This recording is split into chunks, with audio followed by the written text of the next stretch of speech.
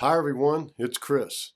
So far in this series, we've talked about money, about timing, about culture and expectations, all the big forces that quietly affect family life. But today I want to talk about something even simpler, something you don't need statistics to understand: energy.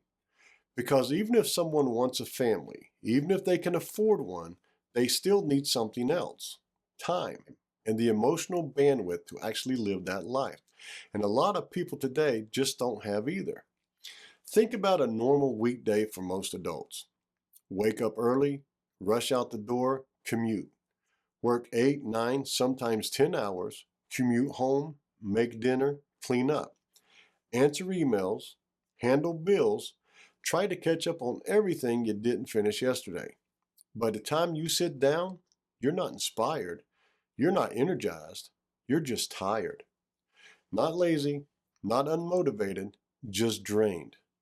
Now imagine adding a newborn into that schedule. It doesn't feel impossible because you don't love kids. It feels impossible because you're already running on empty.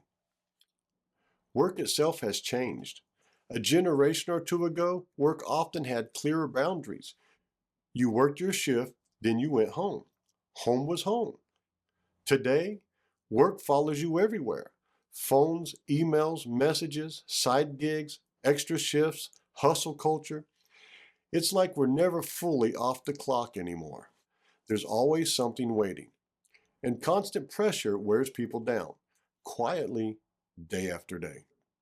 And for many families, two incomes aren't optional anymore. They're required, not for luxuries, not for basics: food, rent, insurance, childcare. So both adults are working full time, sometimes more, which creates a simple, very human question. If we're both already exhausted, who has the time to raise kids? Who stays at home when they're sick? Who handles school pickups? Who has flexibility? If the honest answer is no one, people hesitate, and hesitation turns into delays. There's a word we hear a lot now: burnout. And it exists for a reason, because a lot of people feel like they're just surviving, not thriving, not building, just trying to keep their heads above water. And when you feel like you're barely managing your own life, the idea of taking on the responsibility of a child feels overwhelming. Starting a family should feel exciting, hopeful, but for many people today, it feels stressful. And that's backwards. There's also something we don't talk about enough: community. Years ago, families often lived close by: grandparents nearby, neighbors you knew, friends who could help. There was backup. If you needed help for a few hours, someone stepped in. Now a lot of people live far from family, in new cities, in small apartments, surrounded by strangers, trying to do everything alone. And raising kids alone is incredibly hard. Humans were never meant to do it without support. So when you put it all together: long hours, two incomes, constant stress, no clear work boundaries, little support, you don't need a complicated theory to explain lower birth rates. You just have to ask one honest question: when would we ever have time? Because families don't grow in survival mode. They grow in stability, in breathing room, in homes where people feel like tomorrow is manageable. And again, this isn't about blaming work or companies or society. Modern life just changed faster than our systems did.